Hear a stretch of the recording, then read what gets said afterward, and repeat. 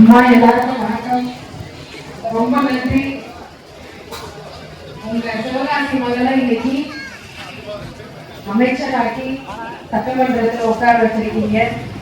அது மட்டும் இல்லாம முதலமைச்சர் இன்னைக்கு விஜய் அவர்களை உட்கார வச்சு அழகு பார்த்துருக்கீங்க.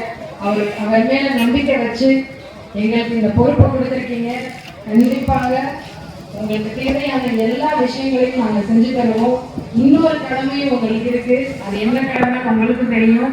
நீங்க இன்னைக்கு கேட்கிற அடிப்படை வசதிகள், வாறுகால் பிரச்சனை, ரோடு பிரச்சனை, தெருவிளக்கு பிரச்சனை, இந்த பிரச்சனைகள் எல்லாம் தீரணும். குடிநீர் பிரச்சனை, இதெல்லாம் தீரணும் அப்படின்னா உள்ளாட்சி தேர்தல் ஒண்ணு வரும்.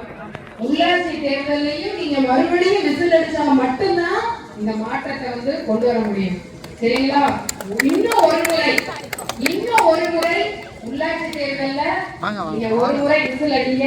கண்டிப்பா உங்களுடைய தேவைகள் எல்லாம் நம்ம நிறைவேற்றி தருவோம்.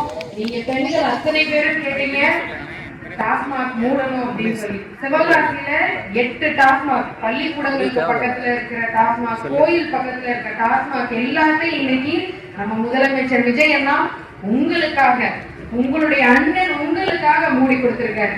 இதை விட பெரிய சாதனை என்ன வேணும்? இதுக்கு முன்னாடி இந்த கவர்மெண்ட் அந்த மாதிரி பண்ணியிருக்கா? கிடையவே கிடையாது. உங்க பெண்கள் பாதுகாப்பு அப்படின்றத அவர் ரொம்ப முன்னுரிமை கொடுத்து பண்ணனாலதான் இது முதல் முறையா பண்ணியிருக்காரு. இதையும் விட நம்மளுக்கு நிறைய விஷயங்கள் பண்ண போறாரு. வரப்போற உள்ளாட்சி தேர்தலையும் நீங்க கண்டிப்பா விசில் அடிச்சா மட்டும்தான் நீங்க கேட்கிற குடிநீர் பிரச்சனை, மழைநீர் பிரச்சனை எல்லாத்தையும் நம்ம மாத்தி கொடுக்க முடியும். இன்னைக்கு எல்லாரும் நீங்க மனு கொடுக்குறீங்க.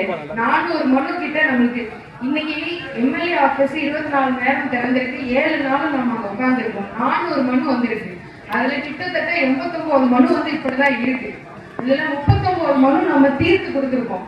சட்டமன்ற பொறுப்பாளரை நம்ம எது தீர்க்க முடியுமோ அதெல்லாம் தீர்த்து கொடுத்துருவோம். ஆனா லோக்கல்ல நம்மளுக்கு கவுன்சிலர் இல்லாத ஒரு காரணத்தினால இந்த அடிப்படை வசதிகள்லாம் இன்னும் செய்ய முடியாம இருக்கு. இன்னும் 6 மாசத்துலயோ 8 மாசத்துலயோ உள்ளாட்சி தேர்தல் வரும்போது நீங்க மறுபடியும் விசில் அடிக்கணும்.